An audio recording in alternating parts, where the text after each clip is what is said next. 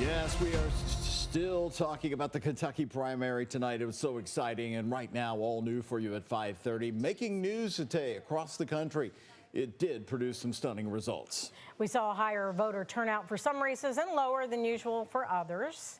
And we're going to break down what happened in the Thomas Massie Ed Gallrein race, which was called pretty early last night. WHS 11's longtime political analysts are back with us after calling some of these results on the air last night as we were streaming from 6:30 to 9:30. Republican Iris Wilbur-Glick, founder of IW Strategies, and Democrat David Tandy of the Denton's Law Group is back. David, the storyline going into this for Thomas Massie was that people actually liked the fact that he pushed back on the president. That fell apart last night. Where did that happen? You know, it's interesting. You know, we see these polls all the time about the president's approval rating and it being in the record lows, in like 37, 35%. But I think one of the things you have to think about when you're really breaking down the numbers is what are his numbers with the Republican base? And his popularity with the Republican base is like the 87% or so. So I think in a primary, you know, the president's endorsement carries a whole lot of weight. Iris, what do you think is next for Thomas Massie politically? He said today on social media he started a revolution. What do you think he means by that? Will we see him come back even as an independent in another race, possibly? Well, I think his ability to participate in this cycle is not there, and the Secretary of State Adams' office has clarified that. I think in the future, I think Congressman Massie loves the sound of his own voice, and so I would imagine he'll be able to leverage the platform that he has into something.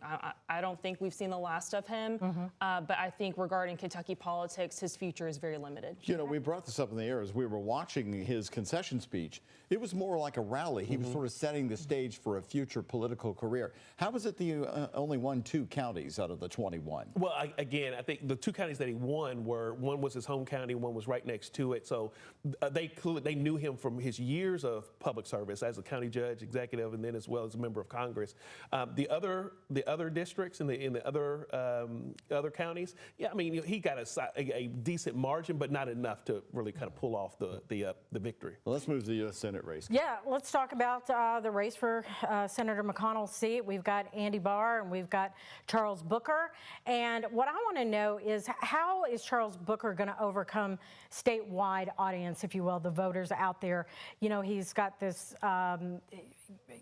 huge, following in Louisville, but a lot of Louisville candidates don't do well out in the state. So what are you thinking about that, Iris? Right, and I think previous cycles, federal election cycles, will be a good template as to follow. It's been a while since we've had an open seat for U.S. Senate.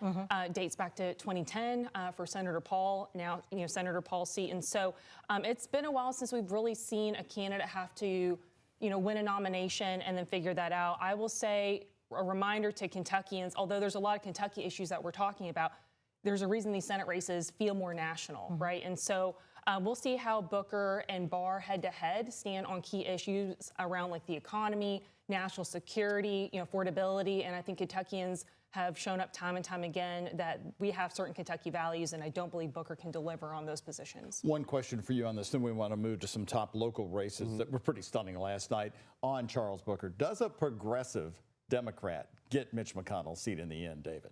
Yeah, remember his catchphrase, "hood to the holler," is essentially, we always talked about, country cooking and soul food. They're the same thing, we just call them different things. When you want to call Charles Booker a progressive, but you listen to the issues that he's talking about kitchen table issues. He's talking about the affordability of your medicine. He's a type 1 diabetic, and the cost that it takes to get his medicine, being able to put food on the table, the cost of gas and diesel prices, and then there are ramifications on other food costs that you have. When you start talking about those issues, those sound like regular issues that everybody talks about in LaGrange the same way they would talk about in Shively. So you think he has a bit of it? I think he has a shot, but it all will boil down to the money. The way that you are able to get that message across is if you're able to get it up on TV and let people hear it and see it. You can't just do it all by social media. Shocker in the sheriff's race. Yeah. Steve Healy, a lot of folks thought he was going to take that pretty easily, I think. This has been a race that David and I have been tracking just because, it's tucked in the local races. I think this is a good example where sort of classic campaign muscle matters, that you show up where the voters are, that you have to connect with them and get your name out. And that particularly in a local race, it may not do you any good to punch at your opponent, that you stay focused on your message and rely on, I think, some core coalitions that will show up big for you. Yeah, and I think the other thing, too, in that race, Yancey was the only known commodity in that race. Okay. Remember, he ran against Colonel Aubrey 4 years ago, only lost by a few thousand votes.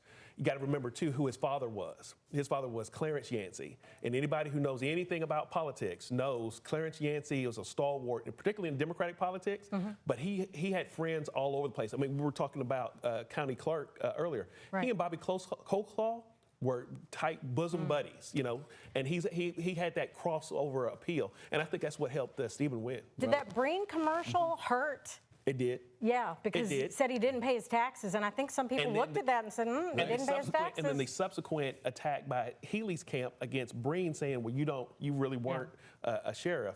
Let those two go after each other, and we've seen it all the time. When you have the three-way race, those two go at it, and somebody comes up the middle. Well, thank you very much for joining us both. I mean, you all were on for the long haul last night. And Iris, you called that Massie race early on. We couldn't get the results out of Boone County, Kentucky, and you got some inside information there, and you said, if he's in trouble in Boone County, he's lost the night. That was quite impressive. Thank you all both. We appreciate you for joining us on Plus last night, too, as well. All right, let's check.